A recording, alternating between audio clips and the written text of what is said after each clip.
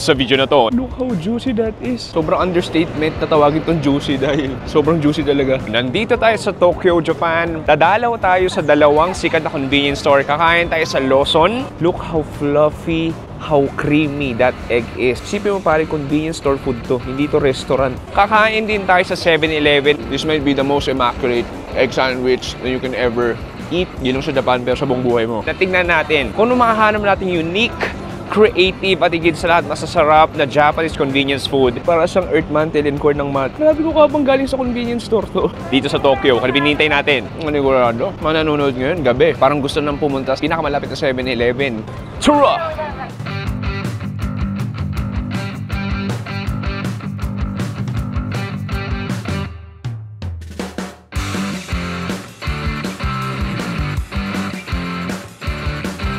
Boom!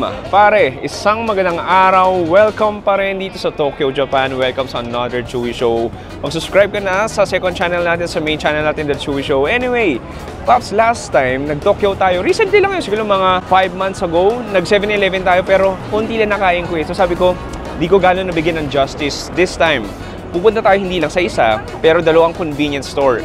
Tapos, try natin umorder pa ng mas marami. Pops, ang convenience store dito sa Japan, panigurado naririnig ko, nakita nyo sa TikTok, iba ang gaming. Maybe the GOAT level, lalo na ikukumpara mo sa US o ibang parte ng Asia. At lalo na ikukumpara mo sa Pilipinas. At ngayon, specifically, nandito tayo sa Shibuya. Shibuya yung isa sa mga busiest district sa buong Japan. Maraming mga empleyado dito, maraming turista, kaya naman expect mo na punong-puno ng pagkain yung mga convenience store na pupuntahan natin. Anyway, unang convenience store natin, meron din dito sa Pilipinas, may mga konting branches sila, puntahan na natin. Tsura!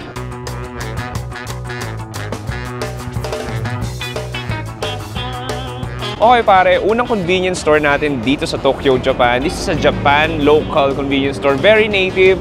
Welcome to Lawson. May Lawson doon sa Metro Manila. Pero actually, no, kahit paano hindi siya gaano rampant. Dito sa Tokyo, kaliwat kanan din yung Lawson.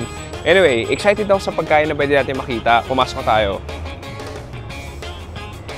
Look at that. So, bubungad sa'yo ATM, dyaryo. Pero ang hanap ko dito is pagkain. Ang convenience store dito sa Japan, very convenient talaga. Like, hindi lang pagkain. Yung katulad nito, may mga gamot, face mask, wipes. Kailangan mo ng mga utensils, meron din. Stockings, meron din. Ayan, so meron dito iba't ibang kape, mga cold drinks.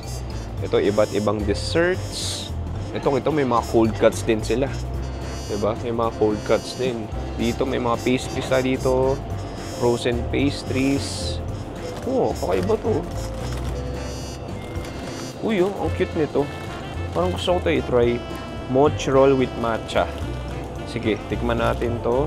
Okay, syempre, ang Japanese convenience store ay hindi kompleto kung walang iba't ibang onigiri. Ano to? What's this? I don't know what this is. Uy, what's this? Hindi ko rin alam. Parang tofu skin. Alam mo kasi nakatry na ako ng maraming onigiri, pero hindi pa ako gano'n nakakatry ng ulam talaga. Gusto ko mag-try ng ulam. Ito parang ang sarap oh. Omelette rice. Sige, tikman natin to. Dito may mga sando sila dito or sandwiches. Pero titikman natin sa 7-Eleven mamaya. So, hindi na ako magaganto dito. May mga pastas din sila. Dito, spam musubi. Ito may mga musubi sila dito. Musubi. Pork rice bowl. Ang cute to. Kanin. Alam mo, gusto ko i-try ito. Gusto ko try itong pork. And dito mga noodles naman. Dito mga desserts. Dito sa Japan, sikat din yung mga noodles. Alam mo, why not? Try natin mag-instant noodles. Gusto ko hindi pag-ano. Ito may ganito sa Pilipinas. Ito wala. Itong brand na to. Try ko to. Try natin to. Ayan, lagay natin sa basket para maayos. Dito, sikat din mga ice creams nila. Ang dami pagpipilian. Ito ang dami nilang drinks. So, alam mo, sige. Magkakalpis ako. Sikat tong drink dito sa Japan. So, makikita mo, sikat din yung Lawson sa mga fried chicken nila. Ayan, may fried chicken, hot fried chicken, hash brown. Sige, try natin itong spicy fried chicken. And one spicy fried chicken. This one. Okay. Okay, bill natin to 161. Arigato gozaimasu. Arigato. Okay. So dito, mano-mano, ikaw ang magpapainit ng noodles mo. This one. Ito yung microwave. Yun lang. Hindi ko lang paano magpainit ng tubig. Paano to? Hindi ko rin alam. Ay, ba? Yun talaga sinira ko eh. Ay, hindi. Kailangan talaga sirain. Galing yun. May pang filter ng tubig. Ayun. Tapos di ko lang alam saan lalagyan ng tubig. Hot water. Is this hot water? Yeah. Thank you. Arigato gozaimasu. Arigato. Okay pare, napainit ko na. Okay na, nakaselan lang ako doon. Hindi ako nagagano sa convenience store. Hanap tayo upuan, tawid tayo sa kabila. Tara!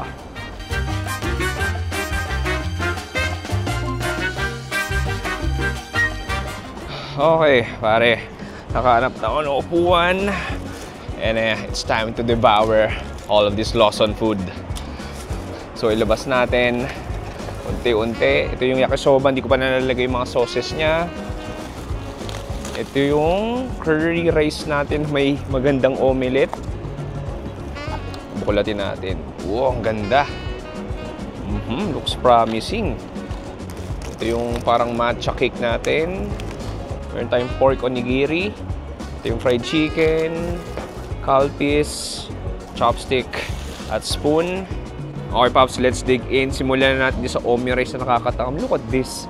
Look how fluffy, how moist, how creamy that egg is. Tapos may omi rice sauce tayo dito. Sige lang, gusto kong tikman yung itlog lang muna. Grabe, no? Isipin mo pare, convenience store food to. Hindi to restaurant. Okay, cheers.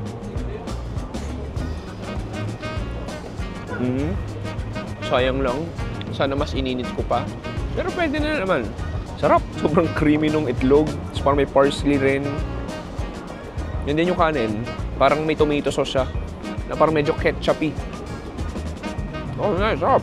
This time, try natin yung with the sauce. Okay, kuha ko dyan. Oh, look at this bite. Ang ganda. Look at that layer.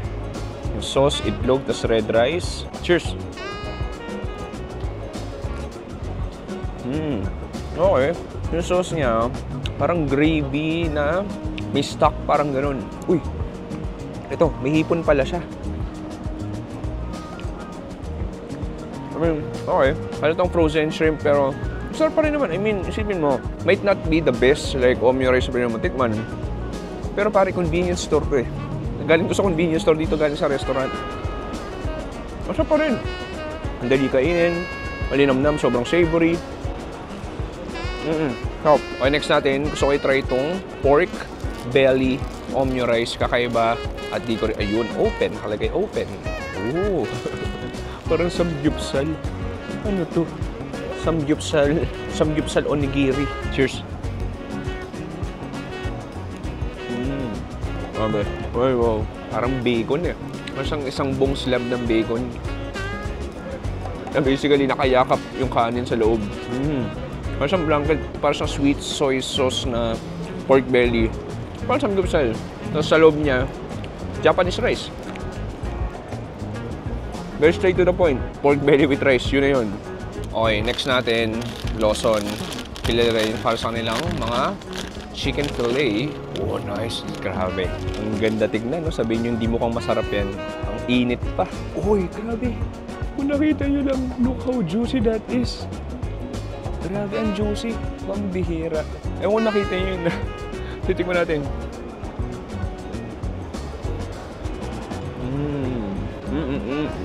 Oh, nice. Oh. That's incredibly juicy. Harap. Crispy outside.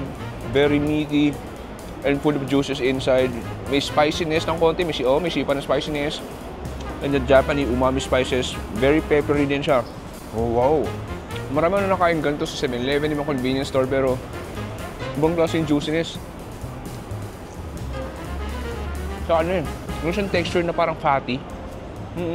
So, yung gawin, kuha ko nung fried chicken, lagyan natin sa itlog. Tikman natin.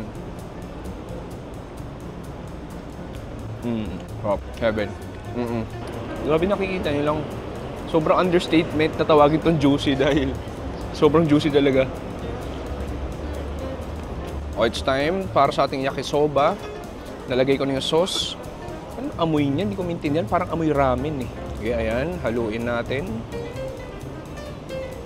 Tikman natin. Cheers.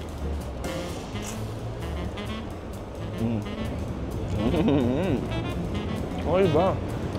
Parang kumakain ng hindi yakisoba, parang kumakain ng papuntang takoyaki na medyo ramen.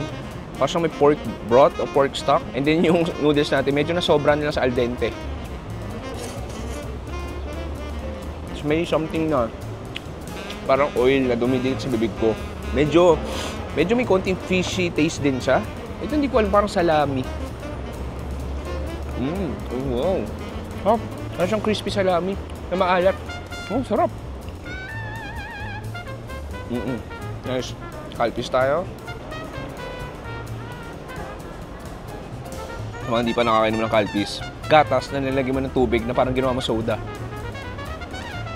Oh, it's time for dessert. Ito yung matcha cake natin. Bakulatin natin. Wow, ang ganda. Ang ganda. Grabe. Ang ganda. Wait lang.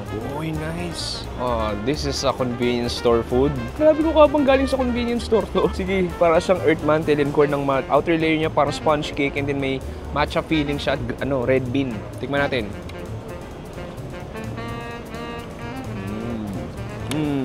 Oh, this is beyond heaven. Oh, wow. Yung labas niya, hindi lang sponge cake. Bukod sa sponge cake, may mochi siya, matcha mochi. And then yung feeling niya, nandun yung pait, tsaka yung matcha flavor na may konting creaminess. Tapos lasang-lasa mo rin yung red bean. May sugar powder din. Oh, sarap. Oh, nice. Hindi ko na-expect na ganito kasarap ah. Parang siyang art eh, no? Yung tsura niya parang art. Kala mo sushi o futomaki. Parang ganun. Pero sarap. Na-enjoy ko. Ang saya. Iba lang din talaga yung convenience store gaming nila sa Japan. Last time nag 7-Eleven lang tayo, di ba nakita nyo nag 7-Eleven lang ako. Actually, sobrang daming pagkain na pwede pagpilian sa isang convenience store. Mapaloson man yan, Family Mart, 7-Eleven, Mini Stop. Pero sa Japan, hindi natin malalahat. So, dito, kahit paano, makita nyo lang yung variety. Pero hindi pa tapos ha. Dahil after nito, may 7-Eleven na malapit dito. Mag-try lang tayo ng mga pagkain doon na hindi natin na-try dito. Yeah, halika na. Tara!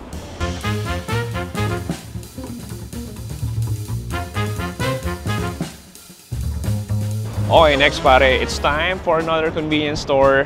Let's try 7-Eleven. Dito rin ang 7-Eleven last time sa second channel natin.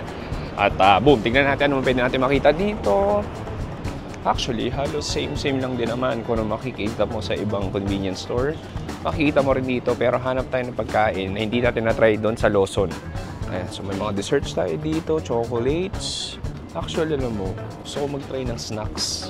Dars melon. Ang cute to. Dars na melon. Never po nakatry nito. Dars melon. Sige, try natin to. Ayun, basket ko. Basket. And then, this time kuha ng drinks. Kuha tayo ng Strong Zero. Ang daming pagpipilian. Ito, never ko pa na-try itong flavor na to. Try natin.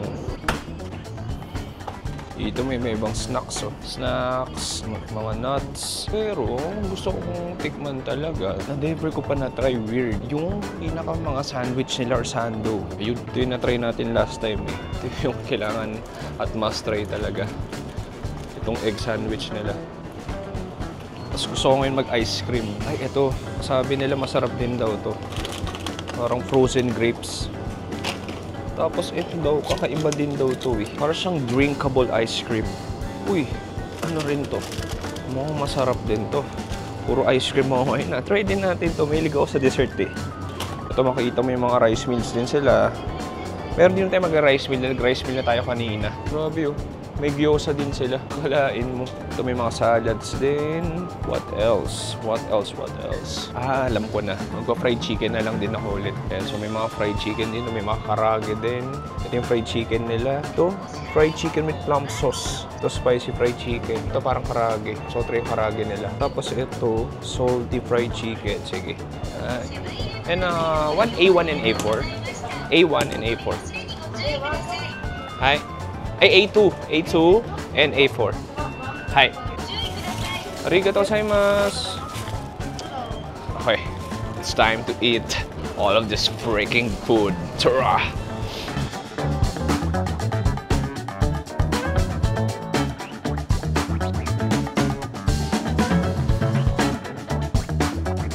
Okay, pare, it's time to eat Again, huwag tayo paligoy-ligoy. Pasimulan natin sa strong zero dry. Yan, gusto ko marinig nyo. ASMR. Okay ba? OA lang. Okay. Cheers.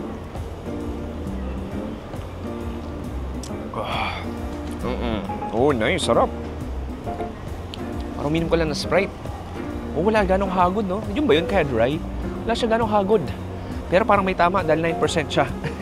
Anyway, sige Pops. Proceed tayo dito sa parang chicken karage nila. Salted chicken karage. Look at that. Cheers.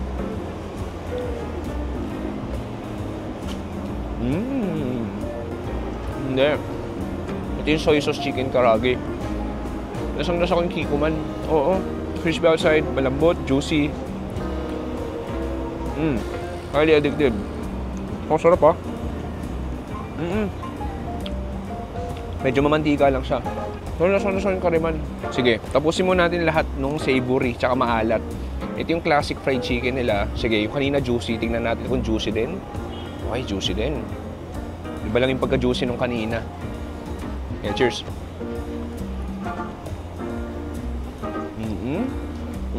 Sarap, masarap. Manigurado. Mananonood ngayon, gabi. Diba? Gabi ko in-upload to. Parang gusto nang pumunta sa pinakamalapit na 7-Eleven o convenience store sa kanila kasi lang walang ganito. Meron na tayong fried chicken, pwede na rin naman. Oo, baka iba dyan, nagbubook na ng flight pa Tokyo. Sobrang peppery lang siya. Mas ma-pepper siya kaysa sa salty. Malambot, punong-puno ng juices, malutong naman yung balat, mainit. Nice! Next natin, ito yung sinasabing pinagmamalaking egg sandwich dito sa Tokyo, sa 7-Eleven. Sige, paano nga ba buksan to? Ayan, buksan natin. Ayoko masira. Ano to eh, kumbaga, lagi nagcha-trending to. Yung mga foreigners, minsan, ito lang talaga pinupunta nila. Medyo weird lang din eh. Isipin mo pangatlong beses ko na sa Japan, pero first time ko matitikman. Ang ganda, no? Look at that. Pangklase. Sige, excited na tikman. Cheers!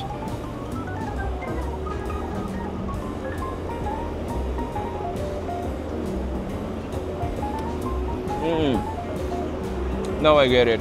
This might be the most immaculate egg sandwich that you can ever eat. Hindi lang sa Japan, pero sa buong buhay mo. Oh, harap. Siksik na siksik. Siksik yung itlog. Ma-mayonnaise siya.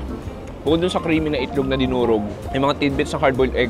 For sure, may sibuyas din to. Masarap. Masarap siya. And then, yung bread natin, galing. Na-hold together niya yung buong feeling o yung egg feeling. Sobrang lambot din. Scientifically, ang galing din na wala ng crust eh. Kasi swabe pare. Ang smooth sa labi. Tignan mo, kahit walang anong ngipin, kaya mong kainin to. Yung iba, ganito ginagawa. Kukuha ng chicken fillet, ilalagay sa gitna, gagawin chicken sandwich. Try nga natin. Bagay. Bagay. Oo. Strong zero break.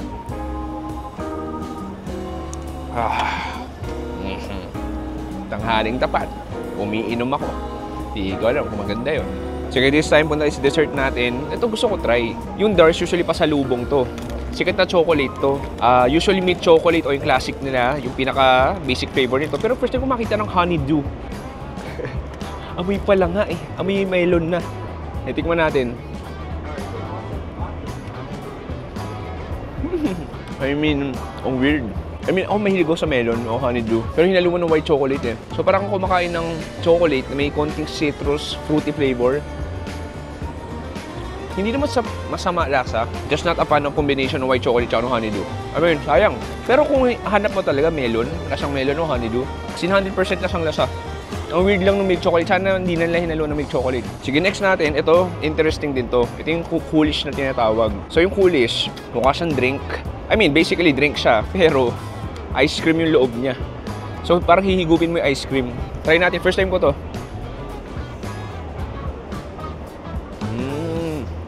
Ang cool. Ang cool. Ang angas pare. Ice cream basically. Para siyang shaved ice cream, vanilla ice cream, na very frosty. May mga yelo kang nalalasahan o nararamdaman sa bibig. And then vanilla flavor, yun lang din. Ang galing. Kasi tipin mo ice cream siya, pero nakapakete. So hindi siya makalat. Hihigupin mo lang. Kasi di ba ice cream minsan pag kinakain mo, pumunta sa kamay mo, tumutulo. Ito hindi, intact siya. So, hindi siya madumihin. Galing ha. Sana may ganito sa Pilipinas. Lalo na ngayon, summer. Sige, ito isa pa. Sikat din to. Ito yung parang mga frozen grapes. Open, pero ang hirap buksan. Ayun, yan pala. Amoy grapes nga. Sige. Uy, ang cute. Ang cute to. Tikman natin. Wow, sarap. Pero na-brain freeze ako. Oh, sarap. Small circles of frozen grapes. Yun lang din. Eh, hindi siya grapes talaga. Kumbaga parang siyang grape juice na prinosin. Parang kumakain ng ice candy.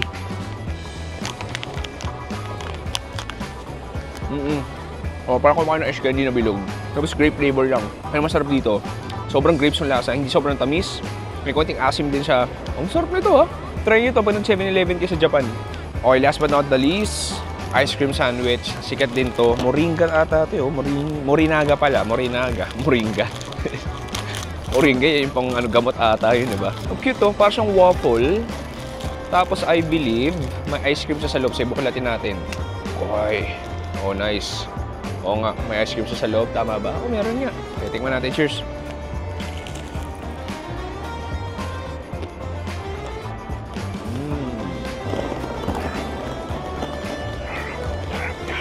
Walang Diyos, sarap. Yung ito, kala ko, parang bread.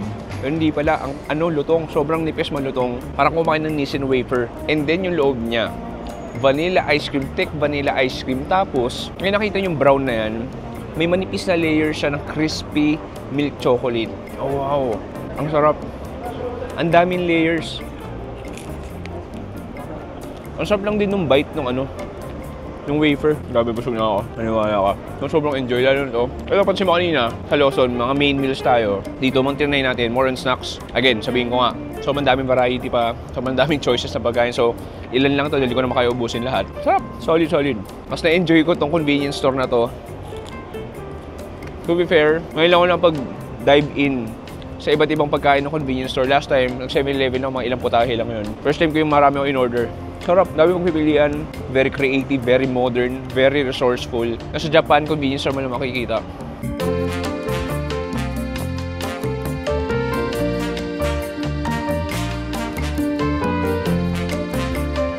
Okay, para dito nagtatapos ang ating short convenience food tour dito sa Japan. Sana nag-enjoy kayo doon. Alam mo, na-realize ko lang talaga, Philippines, sana step up the game. I mean, masarap yung mga fried chicken natin. Masarap din yung mga siomai, siopaw, pero iba lang din talaga dito mismo sa Japan. Sana nag-enjoy kayo. Maraming salamat sa panonood. Ako si Chewy dito sa Tokyo. Nagsabing stay safe. Good night and goodbye. Bang! Yeah, so ito yung Shibuya Walk Scramble Crossing. Ayun, daming turista.